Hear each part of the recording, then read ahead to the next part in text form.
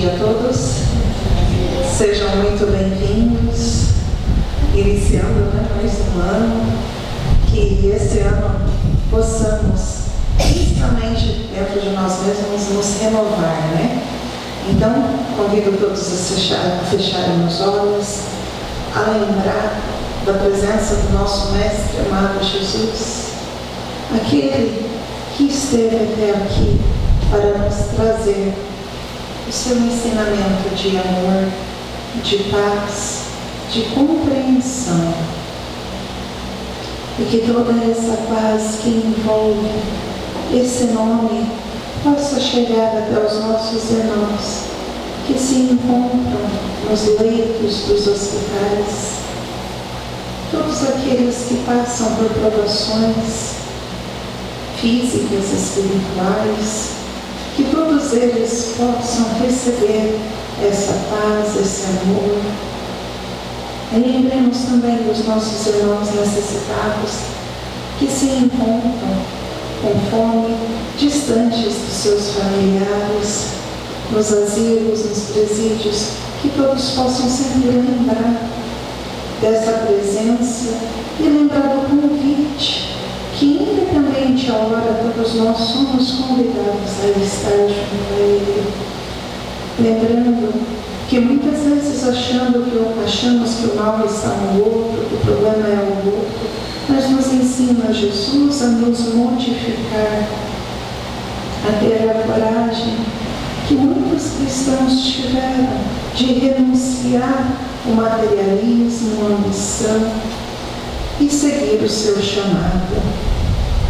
Envolva Jesus os nossos governantes, para que eles nunca esqueçam do compromisso assumido com a espiritualidade amiga para o progresso moral, que nunca falte Jesus em nenhuma nação, a segurança, a paz, a educação, a saúde.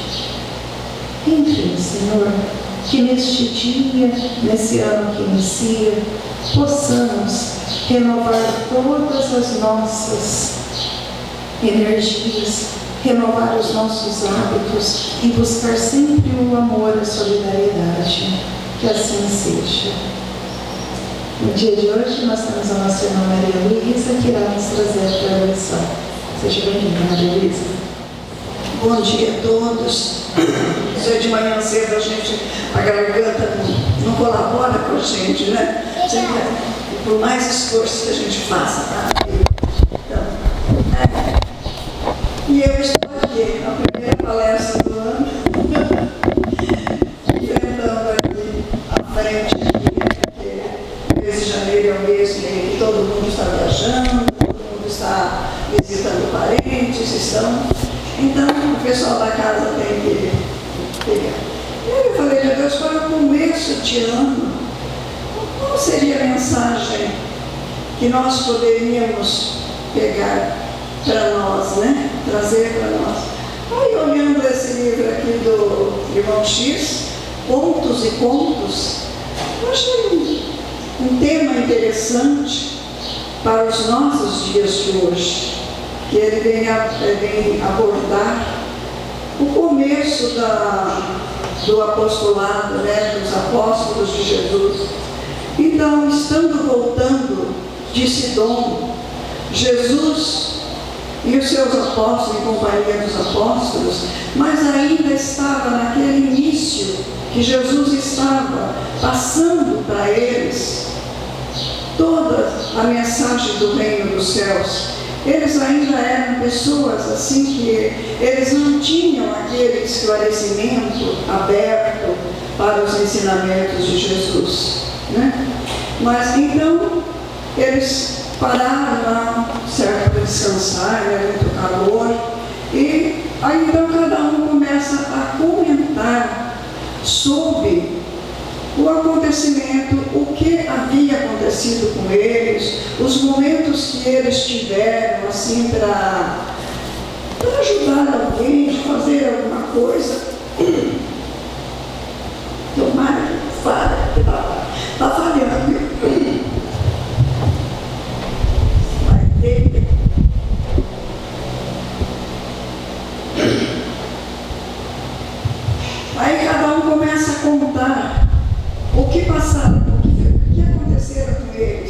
Então Pedro vai e diz assim: olha, quando nós íamos vindo para cá, eu vi uma cena muito triste. Era um capataz que estava surrando muito duas escravas no seu dorso nu, mas surrando assim com muita ira, com muito assim, um castigo perverso mesmo, né? E junto daquelas duas escravas havia dois filhinhos chorando por ver as mães tão sacrificadas. E Pedro diz que ele teve vontade de intervir, mas como ele viu o capataz que era, ele não tinha nem como chegar ali. Mas ele pensou: que tal se eu falasse para ele pelo menos moderar um pouco o castigo? Mas eu fiquei com medo, porque se ele está surrando essas escravas, é porque o seu Senhor ordenou, e o seu Senhor deve ser um homem poderoso. E aí então, eu vou atrapalhar até a nossa mensagem, porque ele pode vir para cima de nós. Então eu resolvi me calar e seguir em frente. Pedro se cala, e Tiago, filho de Zebedeu, vai e diz o seguinte: fala: olha, comigo aconteceu o seguinte, quando nós saímos, nós separamos, eu peguei no caminho e eu encontrei uma mulher bem assim, enfraquecida, com uma criancinha nos braços, e ela estava tão enfraquecida, porque ela estava quase nem podendo andar. E ela me pediu ajuda, e aí ela me disse que ela era uma viúva de um vinhadeiro aqui da região. Eu tive o impulso até de pegar a criança e carregar a criança, ou oferecer o meu braço para que ela se apoiasse em mim para chegar até o destino dela. Mas de repente eu olhei e eu vi ao longe uns trabalhadores. E aí então eu pensei: o que aquelas pessoas pensariam de mim, de me ver na companhia dessa mulher, uma mulher sozinha, né? Eles iam falar: olha, que lá pega boa nova, mas às escondidas, bem que faz o trabalhinho dele, a maledicência, né? Ele teve medo da maledicência alheia. E ele pegou e pediu desculpa e deixou aquela pobre criatura entregue ao seu destino. E ele seguiu em frente e foi embora. Aí quando Tiago se cala, Bartolomeu, que era bem eloquaz, né, bem novo ainda no apostolado, ele diz: olha, comigo aconteceu o seguinte, quando nós nos separamos, eu adentrei um sítio e de repente eu vi entre duas figueiras uma criatura bem maltratada.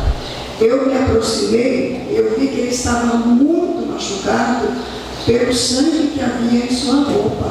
Mas quando eu olhei em seu rosto, eu reconheci um ladrão voraz aqui da região, que é sempre perseguido pela justiça. Então eu pensei: olha, quem aplicou esse castigo nele pode ter sido a justiça. E se por acaso eles ainda estiverem aqui pelo sítio e me verem dando auxílio para um ladrão, eles vão me complicar. Porque como tem aquele provérbio: diga-me com quem andas, que eu direi quem és, né? Ele não usou, hoje nós usamos esse provérbio, né? Mas naquele tempo ele pensou de outro jeito: eles vão achar que eu estou ajudando um ladrão, eu também faço parte, né? Porque se eu estou socorrendo ele, porque eu sou da mesma lado dele. Então eu resolvi, para não prejudicar a boa nova, eu preferi seguir em frente e deixar ele entregue ao seu destino. Bom, Bartolomeu calou-se e Felipe começou a falar. Pois é, quando eu ia vindo para cá, um bloco de pessoas me abordaram e pediram para mim explicar para eles, passar para eles em detalhes, porque eles não entendem a mensagem do Mestre. E como a gente está, eles sabem que nós estamos sempre em contato com o Mestre, eles queriam que eu desse assim, um exemplo para eles, que eu falasse sobre o reino dos céus e como é que o Mestre ensina nós a chegarmos ao reino dos céus. Mas eu vi que entre aquele bloco de gente havia pessoas conhecidas minhas, pessoas que me conhecem, que sabem que eu ainda sou muito novo, que eu ainda erro muito, que eu não tenho a capacidade ainda de passar as mensagens do Mestre.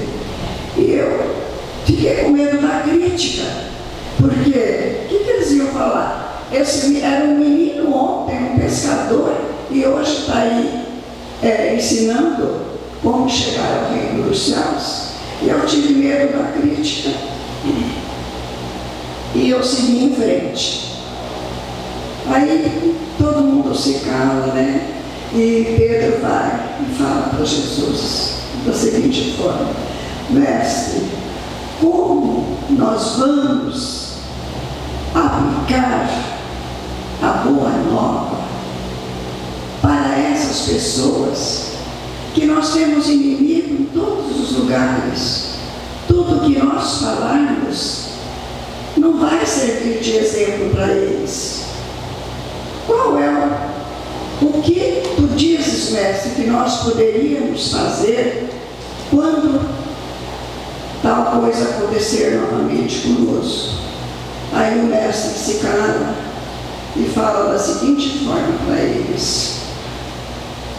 Pedro diz o seguinte: Mestre, o que dizes? Desejamos efetivamente praticar o bem, mas como agir dentro das normas de amor, se nós estamos cercados por inimigos e maledicentes em toda parte?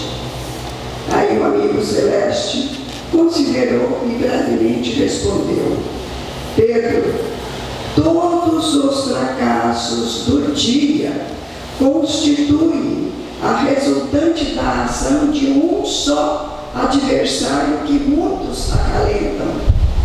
Esse adversário invisível é o medo. Tiago sentiu medo da reprovação alheia. Tu tivestes medo. Tiago sentiu medo da reprovação alheia. Bartolomeu vacilou o medo da perseguição. Filipe aguardou o medo da crítica. E tu tiveste medo da represália. Quando o tempo e a dor difundirem entre os homens a legítima compreensão da vida, do verdadeiro amor ao próximo, ninguém mais terá medo. Porque o verdadeiro amor nós praticamos não pensando no que alguém vai falar. Então eu achei muito assim, claro que para os nossos dias que nós estamos começando, a gente faz, quando vai entrar o ano novo, a gente faz tantas promessas, né? E a gente espera tanta coisa, promete que nós vamos mudar de vida e aquela coisa toda, né? E o ano entra e sai ano e nós continuamos do mesmo jeito. O que é esse exemplo? Porque estes apóstolos agiram dessa maneira no começo do apostolado deles. Mas acontece que quanto mais eles foram aprendendo, eles não se negaram mais. Porque todos esses apóstolos de Jesus, todos por levar a boa nova, por ensinar o caminho dos céus, eles pagaram com a própria vida. Eles foram todos sacrificados, todos tiveram morte bem bem dramática, bem sofrida mesmo. Apenas um, que foi João, que não foi sacrificado, mas todos eles, com o aprendizado que eles tiveram e com o tempo que foi passando, que eles foram introjetando que eles eram quem tinha que levar a mensagem do Mestre Jesus, eles se armaram de coragem. Tanto é que no dia do Pentecostes, né, que há aquela eclosão que diz que foi o Divino Espírito Santo que desceu sobre eles tiveram uma coragem enorme. Eles saíram de dentro do cenáculo lá e começaram a falar em idiomas que nem eles compreendiam. E todas as pessoas que estavam ali entendiam o que eles falavam, a mensagem do Cristo. Por quê? Aos poucos eles foram trabalhando, cada um, né, que eles eram os portadores de levar a boa nova. Então jamais eles poderiam se fugir daquela responsabilidade que eles foram escolhidos pelo Mestre. Eles aprenderam que somente com o amor fraternal, na verdadeira essência do amor que Jesus pregou, é que nós podemos perder esse adversário invisível que todos nós ainda temos hoje. Nós ainda carregamos conosco esse adversário invisível que é o medo da crítica, o medo de ser apontado, o medo de ser julgado. Nós ainda damos muita importância para o julgamento alheio. Mas se nós estivermos fazendo, a intenção nossa for de ajudar alguém, com certeza, né, nós não devemos ter medo, porque o ensino de Jesus não teve medo, tanto é que ele pagou com a própria vida. Ele que não tinha nada a ser, né, ele não tinha pecado nenhum para absolver como nós, e nós não. Só que ele deixa nessa passagem aqui, ele deixa uma lição muito grande assim para nós, que ninguém se transforma da noite para o dia. Nós nos tornamos santos da noite para o dia, e que Jesus não pede que nós sejamos santos, ele pede que nós sejamos trabalhadores, que nós sejamos os condutores do ensinamento de Jesus, da Boa Nova. Então é um momento de reflexão, porque se eu falar, às vezes alguém, nós estamos indo na rua, um mendigo para e pede para nós. Se você dá qualquer coisa, alguém fala, você está dando, mas ele vai beber cachaça, ele vai beber pinga com isso aí. Eu estou que ele pediu algo porque ele estava com fome. A minha intenção é dele usar aquele benefício que eu fiz para ele da maneira como ele pediu para mim. Agora, eu faço a minha parte, né? Agora, eu não tenho que julgar, e nós não temos que nos fazermos julgadores, juízes de ninguém, porque nem o Pai nos julga quando nós erramos. E olha que nós erramos, viu? Porque não é a primeira vez que nós estamos aqui, não. Quantas vezes nós já viemos aqui, nós podemos saber quantas reencarnações nós já tivemos para hoje nós estarmos aqui dentro dessa casa, lembrando que esses bravos apóstolos, né, no começo também erraram, e que nós ainda erramos, nós ainda somos portadores desse adversário que nos faz muitas vezes negar.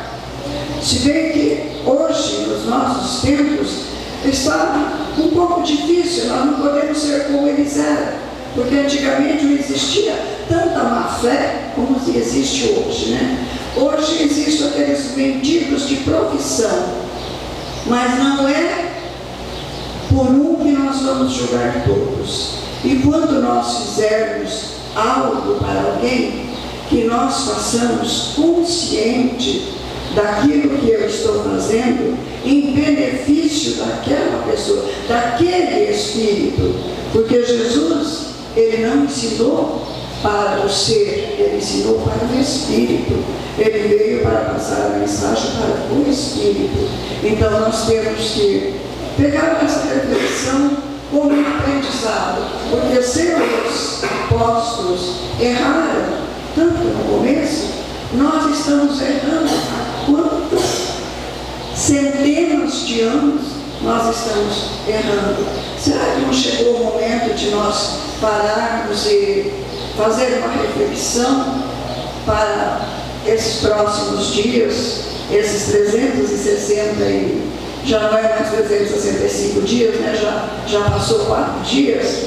Vamos pensar nesse adversário que nós temos que combater ele dentro de nós. E que nós também, não só combater o medo, mas que nós venhamos a aprender a não julgar.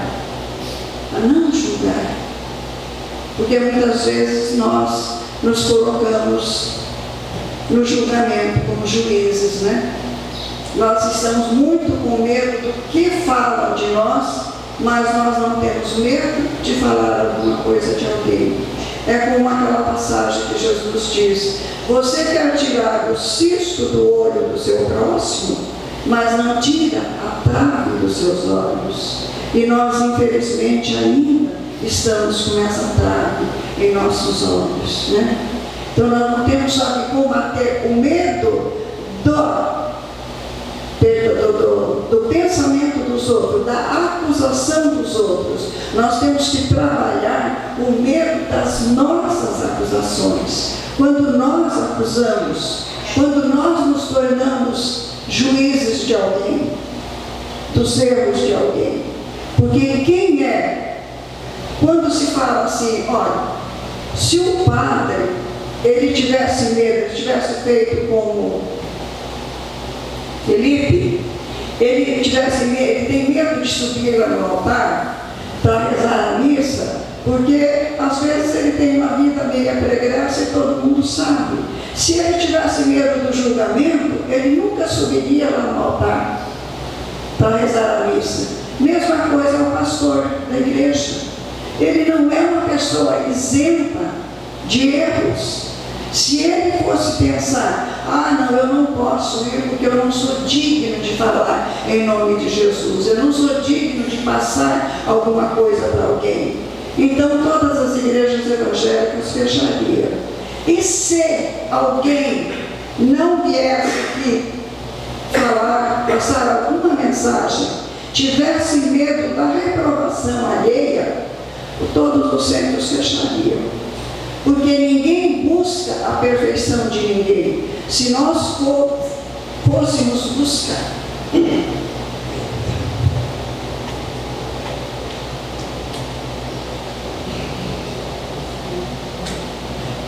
se nós formos esperar sermos perfeitos para auxiliar alguém ou para passar uma mensagem para alguém, olha, vai demorar muito.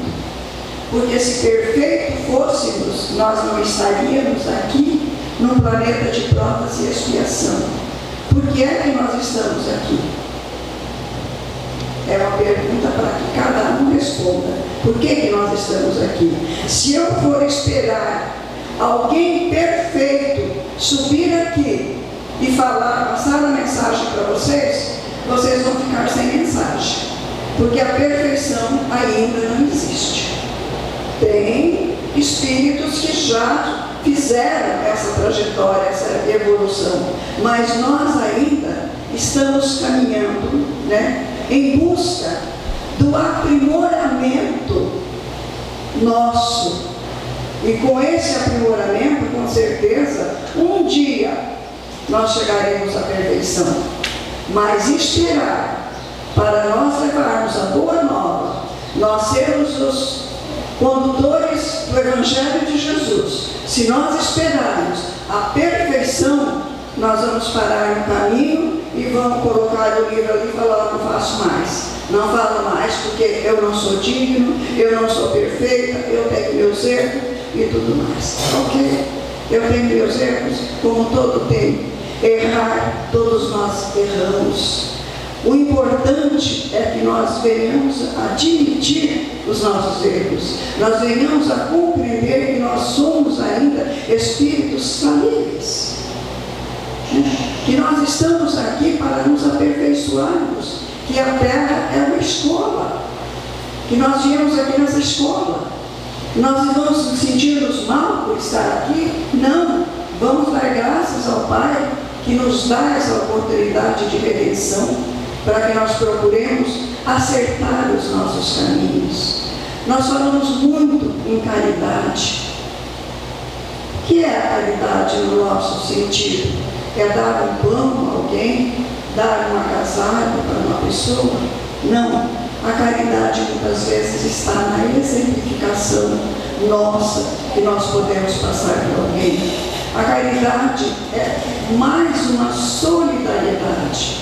Quando nós aprendermos a sermos solidários um para com os outros, com as imperfeições do nosso próximo, sem acusá-lo, sem apontar o dedo, aí sim nós vamos estar seguindo, nós estamos aptos para vir falar de Jesus, para trazer a mensagem de Jesus, né? Tem uma passagem do irmão X também, né, que é do Sermão do Monte, quando Levi, os mendigos aproximam dele, pedindo para ele que passassem para eles, ajudassem eles a entender os ensinamentos de Jesus, que eles também queriam compartilhar. E Levi olha para eles e manda eles embora. Fala: o que vocês estão querendo? Como que vocês, na condição de vocês podem ensinar o reino dos céus? Nós precisamos de pessoas que tenham força, que tenham ânimo para levar a boa nova. Mas vocês são pobres coitados, aleijados que vocês são, desprovidos de qualquer situação que vocês possam ser respeitados ao levar a mensagem de Jesus. Aí quando Jesus chega, ele fala para Jesus que aqueles 3 mendigos procuraram e que ele responderá isso. E Jesus chama a atenção dele. Jesus diz para ele o seguinte: Levi, Levi. Ele diz: olha, Jesus, eu só falei dessa maneira, eu agi dessa maneira, porque eu acho que nós temos que procurar nos poderosos, nos governantes do mundo, para eles nos auxiliarem na propagação da boa nova. Aí Jesus diz para Levi: Levi, quem governa o mundo é Deus. E aí ele fala uma frase muito assim, bem contundente para Levi. Fala: Levi, Levi, até que a esponja do tempo absorva todas as iniquidades terrestres, através de séculos e séculos de experiências necessárias, os governadores do mundo, os poderosos do mundo, serão simples seres que caminham por entre tenebrosos abismos. Então nós temos sim que aceitar a ajuda, a boa vontade dos pequenos, porque na dor o homem fala mais alto e Deus o escuta mais alto. A dor, a voz daquele que clama, que pede e que chora.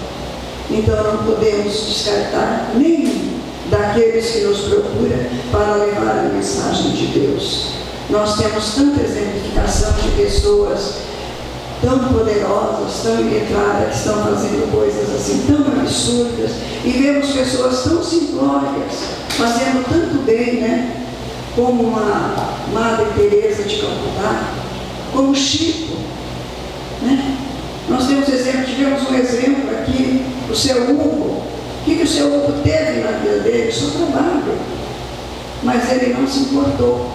da humildade dele, de levar o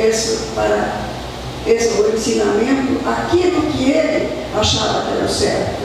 Então nós temos que pegar essa lição e pensar que nós não somos perfeitos, mas nós estamos procurando trilhar o caminho da perfeição. Um dia chegaremos lá, nem que seja daqui 1 bilhão de anos, mas nós chegamos porque Jesus disse: nenhuma das ovelhas do meu Pai se perderá. Então, a mensagem está dada para este ano, para uma reflexão de não julgar e não nos incomodarmos com o julgamento alheio. Nós deixarmos de fazer o bem, de fazer aquilo que nós achamos que é o certo, com medo da reprovação desse adversário invisível, que é o medo da crítica, o medo das acusações, o medo do dedinho apontado, porque quando eu aponto para alguém, eu tenho 4 dedos apontando para mim. Então é essa passagem para esses irmãos e irmãs que eu achei, procurei, falei, vamos pensar melhor. Apesar da voz está encoscando, não está boa, né? Mas graças a Deus saiu. E olha, eu desejo a todos vocês um ano de muita paz. Não vamos procurar, não, grandes coisas. Vamos procurar aquela paz que Jesus disse: eu vos deixo a minha paz, eu vos dou a minha paz, não a paz que o mundo dá.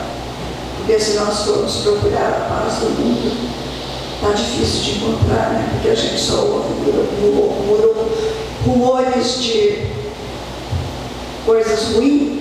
Então vamos trabalhar conosco. Porque se nós trabalharmos conosco, nós já estamos fazendo a nossa parte. Porque eu não posso fazer por ela, nem ela pode fazer por mim. Eu tenho que fazer o que é meu. A minha dor eu tenho que chorar. As minhas lágrimas eu tenho que chorar. A dor do vizinho é ele que tem que chorar. Nós podemos ser solidários, mas não pegar a dor do próximo para nós. Então fica essa reflexão para o ano de todos, desejo a todos um ano de muita paz, que nós possamos, se não for melhor, que pelo menos seja como esse que passou, né? Que nossos governantes trabalhem em prol do nosso Brasil, né? Que nosso Brasil venha a ser aquela terra prometida, né? Do Evangelho de Jesus, mas aos poucos nós vamos aprendendo. Então, essa é a mensagem, que é a primeira mensagem do ano, né? Que caiu para mim vir aqui na frente, né? Eu não sou palestrante, não sou oradora, não sou nada, mas com muita boa vontade eu vim trazer para vocês essa lição, que os apóstolos também erraram, mas eles procuraram acertar. E o importante é isso: errar sim, mas não ficar caído. Errar e levantar. Uma boa semana a todos, que a bênção de nosso Senhor Jesus Cristo esteja sobre todos vocês.